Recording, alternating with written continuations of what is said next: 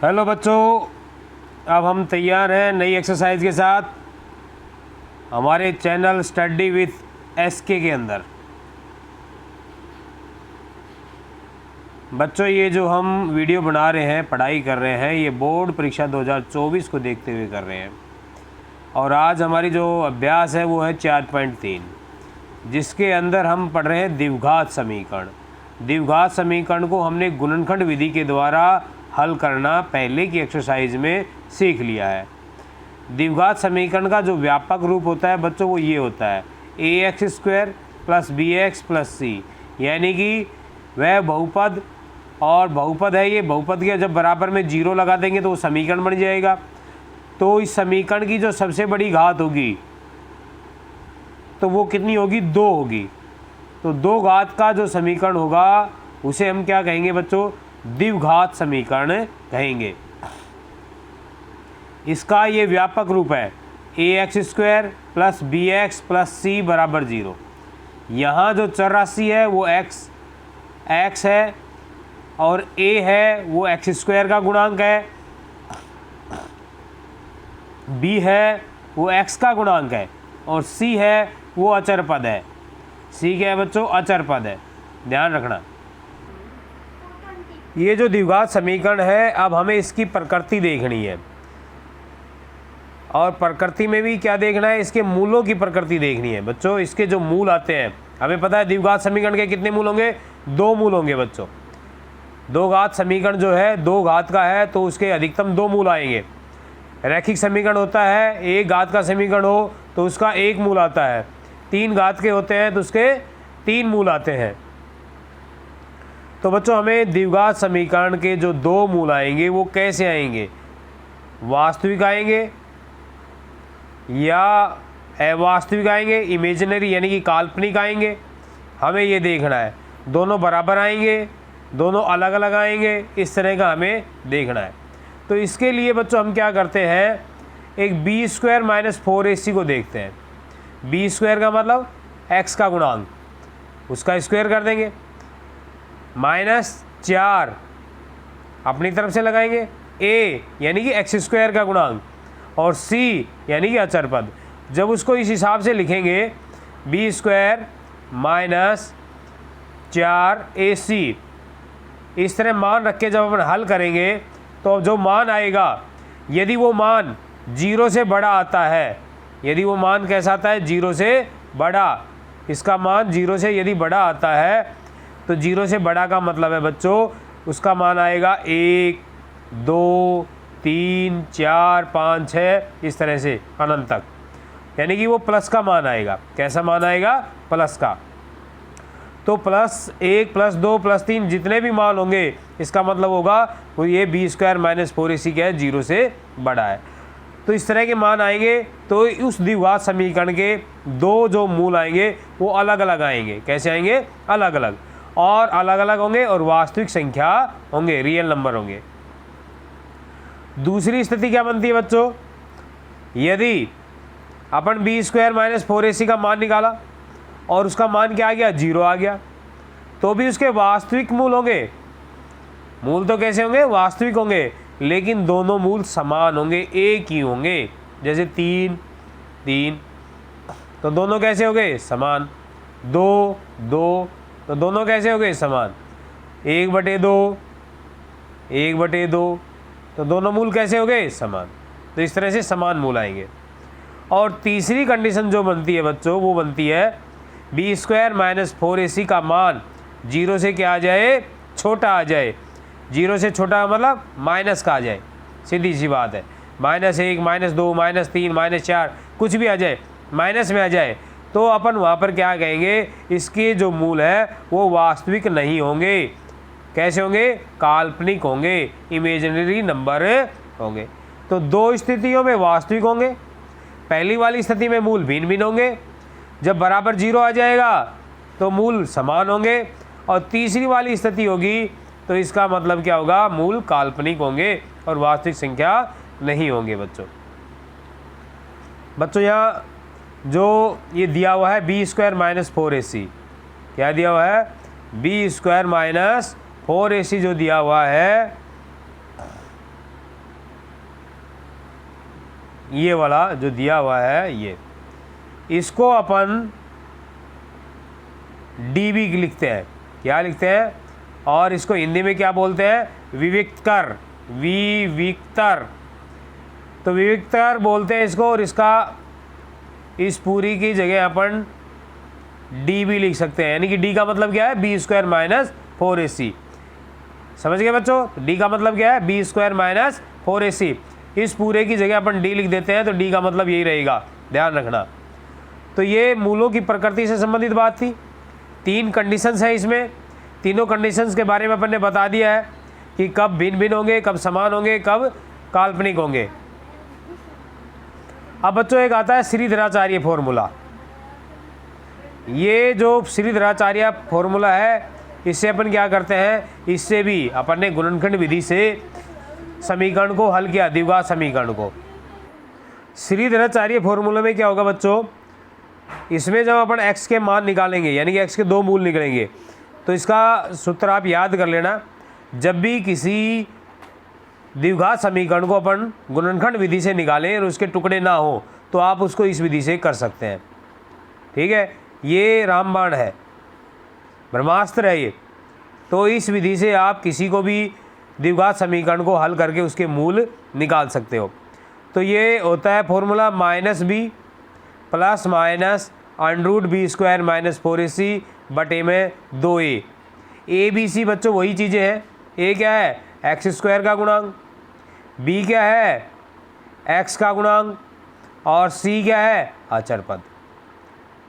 तो यहाँ द्विघात समीकरण से हम ये ए बी सी का मान निकालते हैं। आगे जो सवाल आएगा तो उसमें अपन अच्छे से और समझाएंगे। या इसको अपन क्या लिख सकते हैं? -b प्लस माइनस, अभी मैंने बताया था डी, अंडरूट डी। तो डी का मान क्या होता है?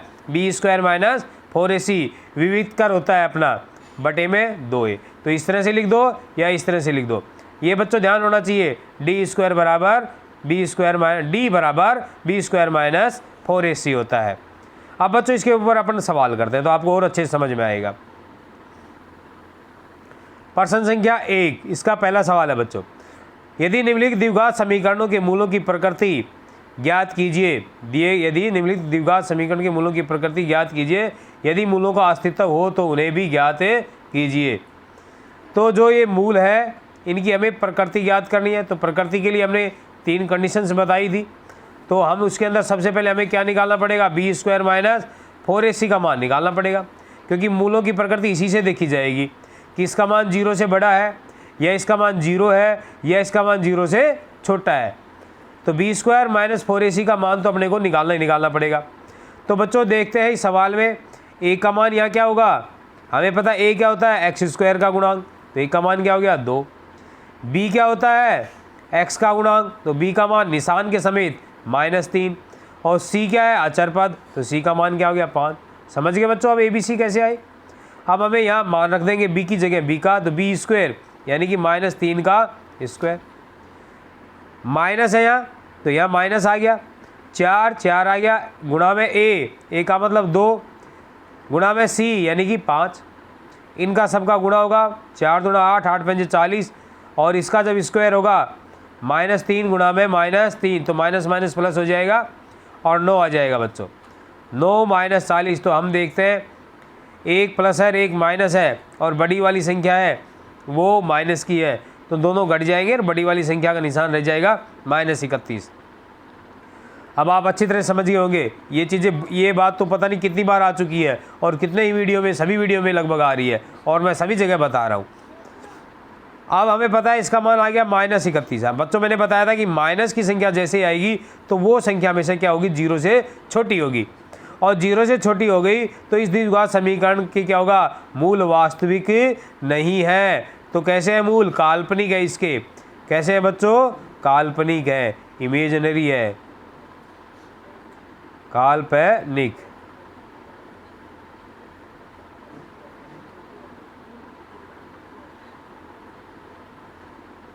समझ गए बच्चों? काल्पनिक मूल होंगे इसके। अगला सवाल देखो बच्चों,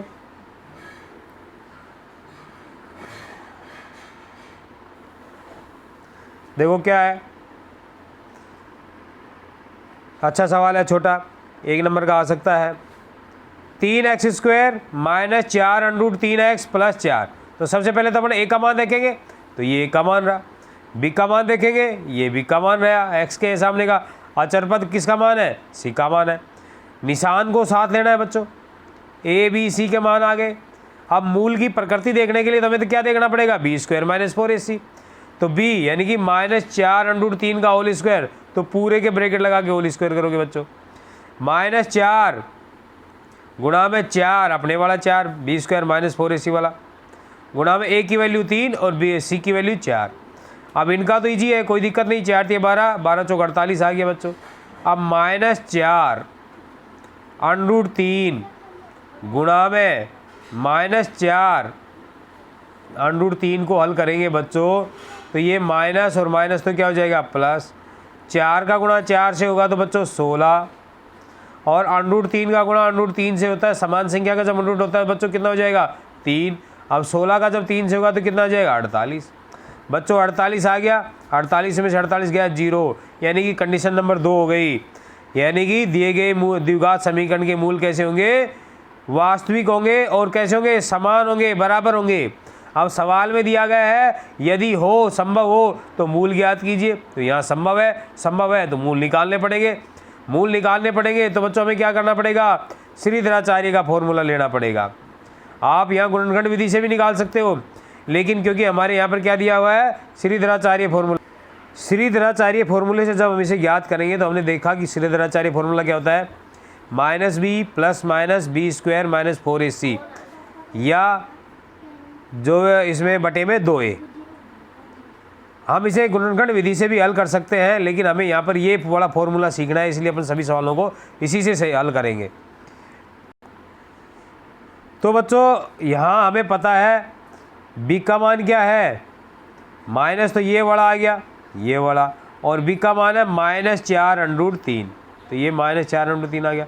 plus minus b² minus 4ac का तो बच्चों हमने मान निकाला ही है यहाँ पे, तो सीधा कितना आया है? b² माइनस 4ac का मान 0 आया है।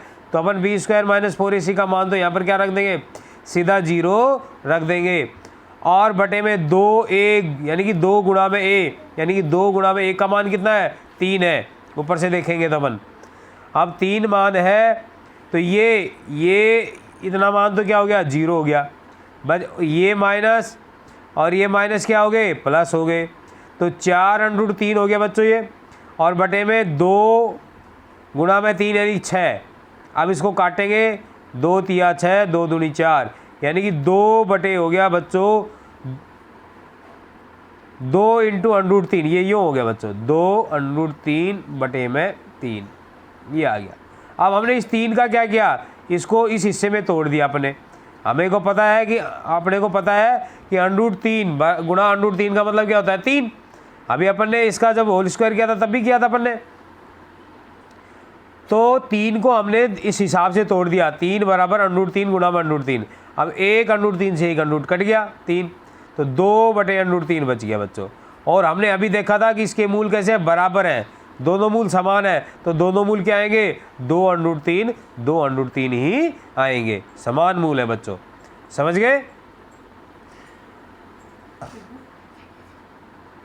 बच्चों चैनल को लाइक करें, सब्सक्राइब करें, शेयर करें, और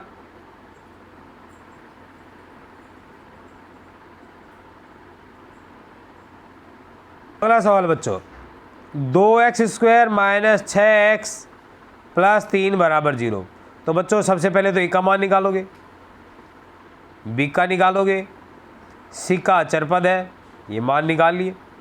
b² माइनस 4ac देखोगे तो b यानी कि -6 का होल स्क्वायर, माइनस 4 a यानी कि 2 गुणा में ये 3, इनको तो हल हो जाएगा। इसका क्या होगा? -6 गुणा में -6, -6 स्क्वायर का मतलब क्या होता है बच्चों? -6 गुणा में -6, तो माइनस माइनस प्लस हो जाएगा। तो 36 -4 दूना 8, 8 दिए 24। अब ये आ गया 12, ये धनात्मक मान है। धनात्मक मान है तो बच्चों क्या है? 0 से बड़ा है, तो पहले वाली कंडीशन लगी। यानी कि इस द्विघात समीकरण के मूल क्या होंगे? वास्तविक होंगे। और कैसे होंगे? भिन्न भिन्न होंगे, अलग अलग होंगे बच्चों, अलग अलग होंगे तो अपन निकालेंगे। इस बार मैंने आपको समझाने के लिए क्या कर दिया, यहाँ सीधा डी लिख दिया। पहले वाले में डी नहीं लिखा, क्योंकि डी का मतलब क्या होता है, बी स्क्वायर माइनस 4ac। ये डी का ही मान है, 12 किसका मान आया था, डी का। अब बी का मान रखेंगे, बी का मान क्या है, -6, तो ये माइनस वाला है, और -6 ये बी का मान है, प्लस माइनस, और ये डी का मान कितना है 12, अंडरूट ये है ही, तो अंडरूट के अंदर 12 आएगा, और ये 2 गुणा में ए का मान 2 हो गया। बच्चों जब इसको हल करेंगे तो minus plus 6 plus minus 2 under root 3, 12 को क्या कर सकते हैं बच्चों, 2 गुणा 3, तो ये अंडरूट है, तो इधर भी क्या होगा अंडरूट। अब इसका तो पेयर बन गया, जोड़ा बन गया, तो ये तो क्या आ गया बाहर, और अंडरूट 3 क्या हो गया अंदर, तो अंडरूट 12 का मतलब होता है बच्चों 2 अंडरूट 3, तो इसको अपन ने अंडरूट 12 को लिख दिया 2 अंडरूट 3, और बटे में 2 दूनी 4। ठीक है बच्चों। अब क्या होगा बच्चों, इसमें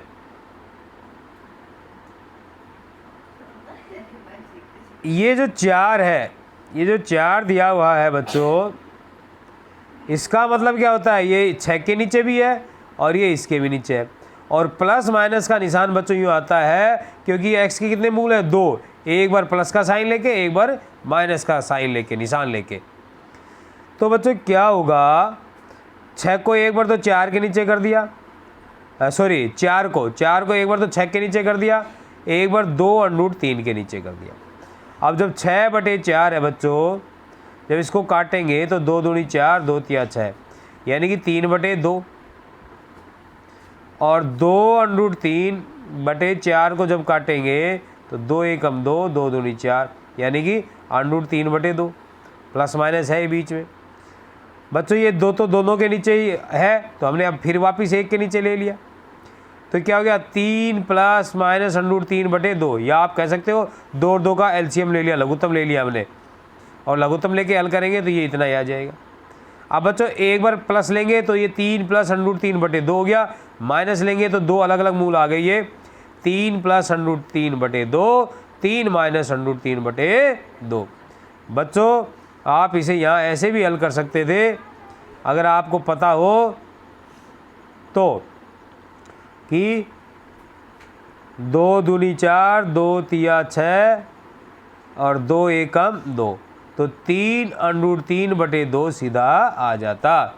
ये उन बच्चों के लिए है जिन्हें समझ में नहीं आया, उनके लिए थोड़ा सा विस्तार से बताया गया है। इस 4 को दोनों के नीचे कर दिया तो अलग अलग आ गया, फिर इस 2 का एलसीएम लेके फिर ये दोनों के नीचे एक बार ही आ गया, एलसीएम लेने से, एलसीएम लेके जैसे बटे की संख्याओं को जोड़ते घटाते हैं उस तरह से। तो इसके 2 मूल आ गए, एक प्लस वाला एक माइनस वाला। समझ गए बच्चों। प्रश्न संख्या 2, प्रश्न नंबर 1 अपना पूरा कंप्लीट हो गया है। प्रश्न नंबर 2, निम्न प्रत्येक द्विघात समीकरण में k का मान ज्ञात कीजिए यदि कब, जब इसके दोनों मूल क्या हो, बराबर हो। मूल कैसे हो, बराबर हो। तो बच्चों मूल कब बराबर होते हैं, जब हम b² माइनस 4ac विविधकर का मान क्या निकालते हैं, 0 के बराबर आ जाता है। तो हमारे लिए कंडीशन दी हुई है कि b² का मान मूल बराबर है, तो मूल बराबर है तो यानी कि b² माइनस 4ac का मान किसके बराबर है, 0 के बराबर है। या b² माइनस 4ac क्या होता है, d बराबर क्या है, 0 है बच्चों। तो यहाँ से सबसे पहले तो अपन abc का मान निकालेंगे। इंपॉर्टेंट सवाल है बच्चों, इस तरह का k का मान निकालने वाला बहुत बार आता है परीक्षा में। तो यहाँ a का मान निकाला तो x² का गुणांक, b का मान निकाला तो x का गुणांक k है, k आ गया, अचर पद c का मान आ गया। अब बच्चों हमें पता है, दे रखा है कि दिए गए द्विघात समीकरण के मूल कैसे हैं, बराबर हैं। तो बराबर है तो d बराबर क्या होगा, 0, यानी कि b² माइनस 4ac बराबर क्या होगा बच्चों, 0 होगा। अब b² माइनस 4ac बराबर 0 होगा तो बस मान रख देंगे। b का मान क्या है, k, तो k का स्क्वायर, माइनस 4, a का मान क्या है, 2 गुणा में 3, 2 गुणा में 3, तो ये 3 गुणा 6, 6 चौक 24, k²। तो बच्चों ये कैसे हल होगा, ये सीधा सिंपल सा आ गया, यहाँ ज़्यादा अपने को जोर नहीं पड़ा। k² माइनस 24 बराबर 0, तो आपने पक्षांतरण कर दिया इसका, ये इधर आके कितना हो गया, k² बराबर 24, जब हम किसी संख्या का स्क्वायर हटाते हैं तो दूसरी तरफ क्या लग जाता है, अनरूट लग जाता है बच्चों। k बराबर क्या हो जाएगा, अनरूट 24। जब इधर का स्क्वायर हटेगा, यहाँ k स्क्वायर बराबर 24 था, यहाँ का स्क्वायर को हटाएंगे तो इधर क्या लग जाएगा, अनरूट। और अभी बताया था 12 के का उसमें बताया था, तो इसी तरह 24 का करेंगे तो 24 के होंगे गुणनखंड जो होंगे 2 गुणा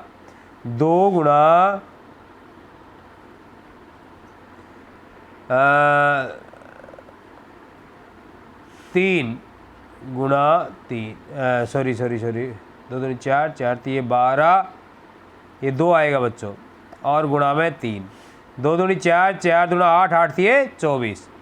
अब जब इसका वो करेंगे वो करेंगे वर्गमूल करेंगे तो 1 2 का तो बन गया पेयर, तो ये 2 तो बाहर आ गए। अब बच गए 3 गुणा 2, 3 गुणा 2 का मतलब क्या हो गया, 6, क्योंकि इनका तो जोड़ा नहीं बन रहा, पेयर नहीं बन रहा। तो जिसका पेयर बन जाता है वो तो कहा जाता है बाहर आ गया। तो 2 2 का तो पेयर बन गया, लेकिन 1 2 का और 1 3 का नहीं बना, तो वो क्या रह गए, अंदर के अंदर रह गए, और 3 गुणा 6 हो गए। तो इसका मतलब होता है 2√6। जब इसको हल करेंगे बच्चों तो इसका मतलब होता है 2 गुणा 2 यानी कि 4, और √6 गुणा √6। जब इससे गुणा करते हैं ना तो क्या आएगा, 2 दूनी 4, और √6 का √6 से होगा तो कितना आएगा, 6 6 चौक 24 ही हो जाएगा। तो ये प्लस माइनस 2√6 आ गया बच्चों। तो हमें पता है ये 2 मान है, एक मान नहीं है, एक प्लस वाला एक माइनस वाला। तो के 2 मान आ गए, 2 मूल आ गए, सॉरी यहाँ पर मान आ गए 2√6 और माइनस 2√6।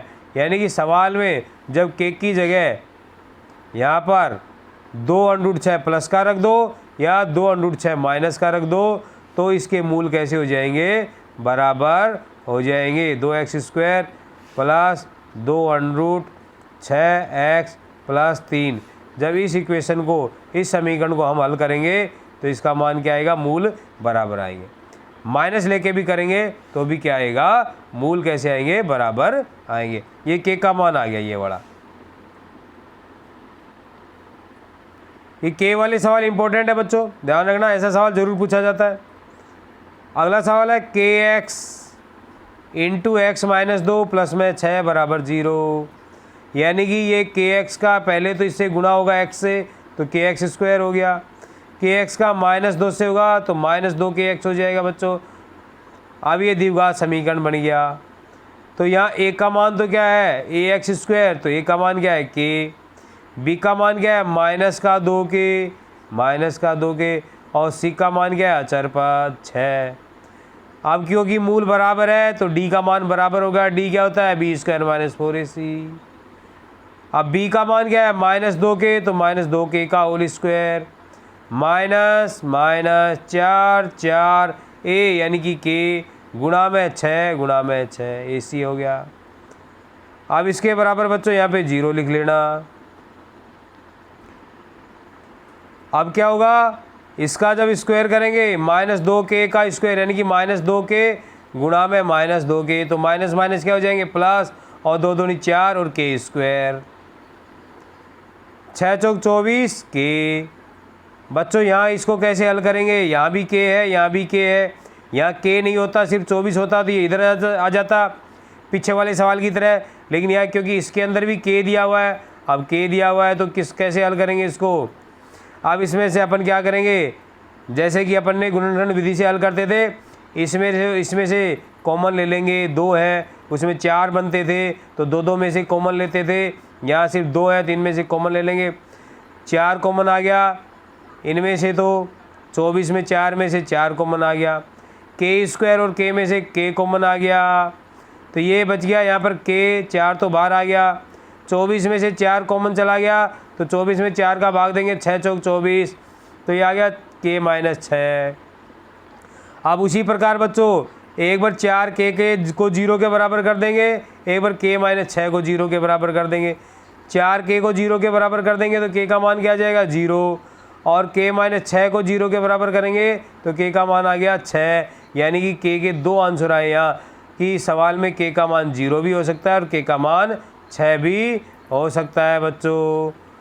लेकिन जब आप समीकरण देखो के का मान 0 करोगे तो क्या होगा, ये पूरा ही क्या हो जाएगा, 0 हो जाएगा। तो 0 तो इसके अंदर एक्चुअल में पॉसिबल नहीं है। हमारा वास्तविक उत्तर जो होगा वो क्या होगा, 6 ही होगा। ठीक है बच्चों, क्योंकि 0 जैसे अपन यहाँ रखेंगे तो ये के का मान 0 रखते हैं तो 0x into x minus 2 plus में 6 बराबर 0 है। तो ये 0 का गुणा x से होगा तो ये 0, इस 0 गुणा जब इससे होगा दोनों से तो ये 0, तो 0 प्लस 6 बराबर 0 बच जाएगा। यानी कि ये द्विघात समीकरण ही नहीं रहेगा। तो इसका मतलब सिर्फ k बराबर 6 के लिए इसका मान क्या होगा, इसके मूल बराबर होंगे। समझ गए होंगे बच्चों आप। तो बच्चों ये आज का वीडियो था, मेरे सामने समझ में आ गया होगा। 1 नंबर का सवाल यहाँ से ज़रूर पूछा जाता है, के वालों में से विशेषकर पूछा जाता है। और मूलों की प्रकृति के बारे में आपको जानकारी हो गई होगी। वीडियो को बच्चों लाइक करें, शेयर करें, अपने अन्य साथियों को भी इसकी जानकारी दें बच्चों।